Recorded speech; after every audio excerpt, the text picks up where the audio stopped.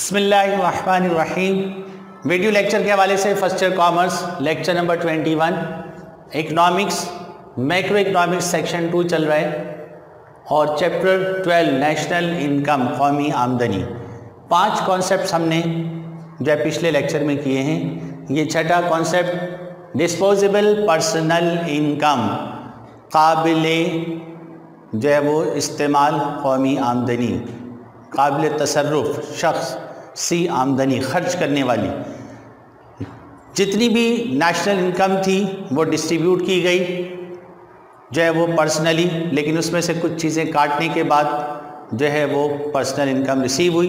जो हमने देखा था उसमें से जो है डायरेक्ट इनडायरेक्ट जो टैक्सेस जो है कटे और जो है वो कॉर्पोरेट प्रॉफिट कटा और सोशल बेनिफिट फंड कटा, गवर्नमेंट ट्रांसफ़र ऐड हुई। तो सारी चीज़ें करने के बाद जो पर्सनल इनकम आई, अब इस पर्सनल इनकम को हम इस्तेमाल नहीं कर सकते। इसमें हर इंडिविजुअल फैक्टर पे टैक्स लगता है, इनकम टैक्स जो डायरेक्ट टैक्स कहलाता है। तो पर्सनल इनकम में से डायरेक्ट टैक्स गवर्नमेंट को देने के बाद जो कुछ बच जाएगा वो आप खर्च कर सकते हैं, सारी रकम खर्च नहीं कर सकते।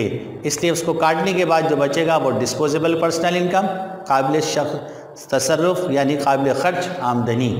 तो disposable personal income it is the part of aggregate personal income.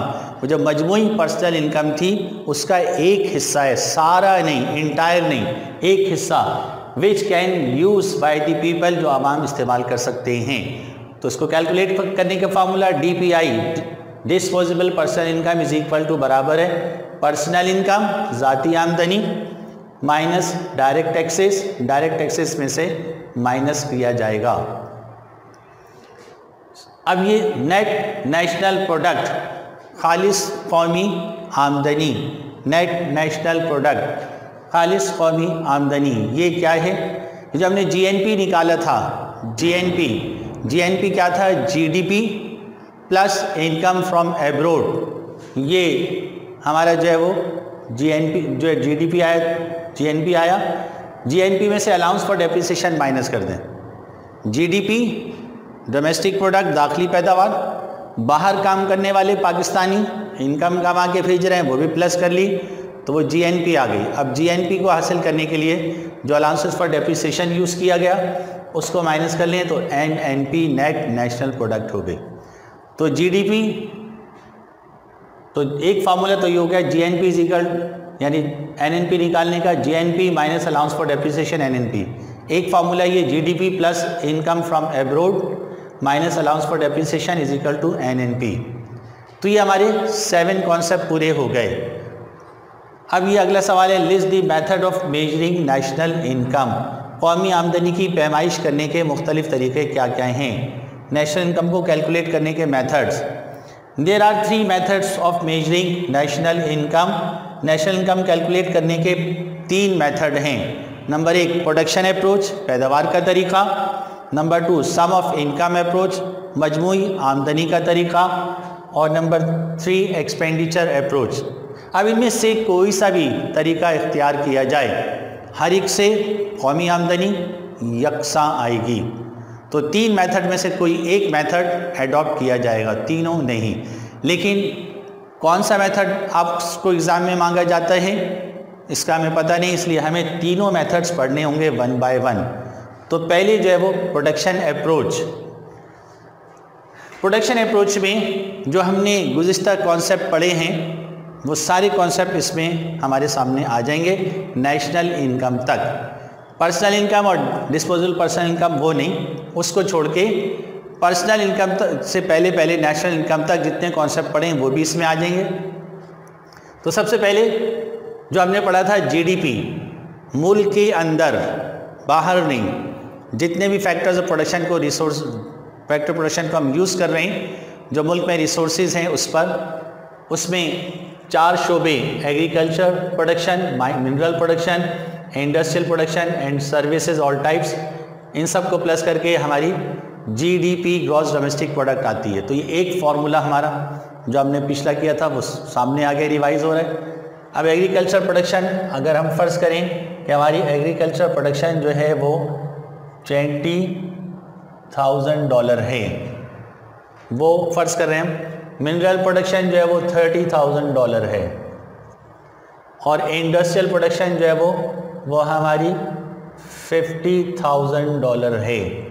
और सर्विसेज, ऑल टाइप की सर्विसेज जो हैं, खिदमात, हर शोबे में, चारों शोबे में, तीनों शोबे जो खिदमात हैं, और इसके अलावा जो इंडिविजुअल काम करने वाली सर्विसेज हैं, डॉक्टर्स हैं, लॉयर्स हैं, इंजीनियर्स हैं, लेक्चरर्स हैं, उन सब की सर्विसेज ये हमारी जो है $60,000 है। तो इन सब को प्लस करके जो हमें अमाउंट रिसीव हो रही है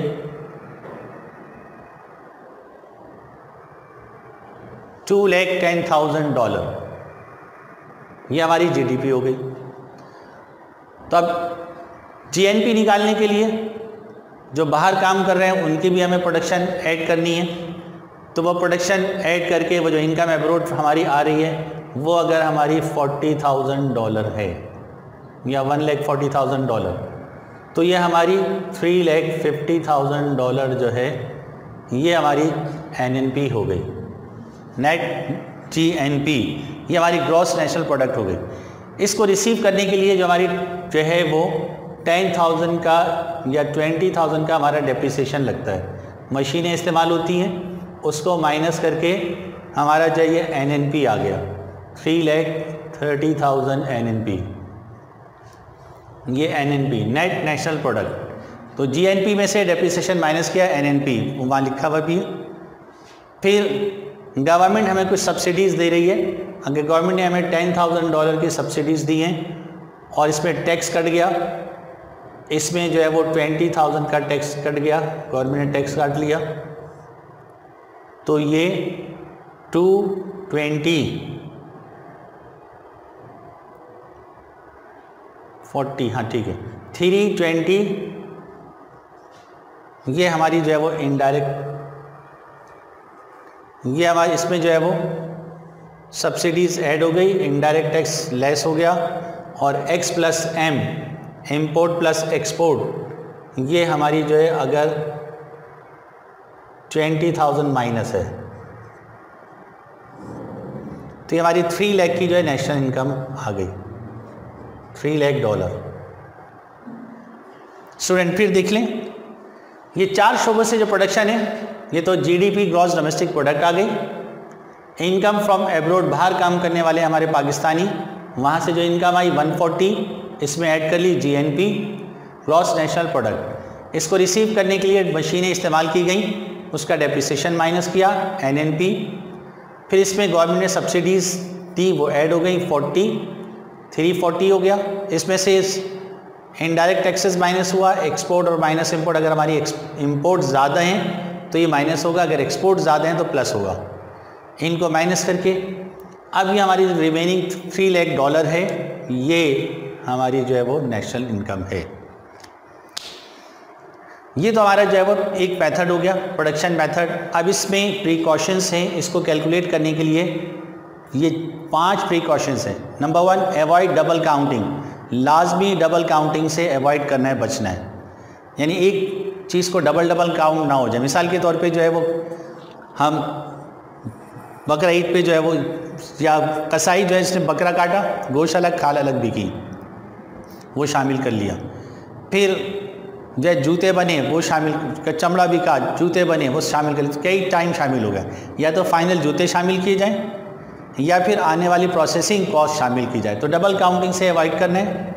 दूसरा, अलाउंस फॉर डेप्रिसिएशन लाजमी माइनस करना है। डेप्रिसिएशन निकालने के स्टूडेंट आप सेकेंड ईयर कॉमर्स में अकाउंटिंग में पढ़ेंगे, 5 मेथड है तो 6-7 मेथड, लेकिन 5 मेथड आपके सिलेबस में, तो वो हर मेथड ज़रा टेक्निकल है। तो डेप्रिसिएशन निकालना, कैलकुलेट करना, उसको लाजमी फिर डिडक्ट करना, तो डेप्रिसिएशन माइनस करना लाजमी है। फिर टू डिडक्ट इनडायरेक्ट टैक्सेस, जो इनडायरेक्ट टैक्सेस हैं गवर्नमेंट लगा रही है प्रोडक्शन पर, सेल्स टैक्स वगैरह, सेल्स टैक्स और क्राई कस्टम ड्यूटी, वो ज़रूर माइनस करने।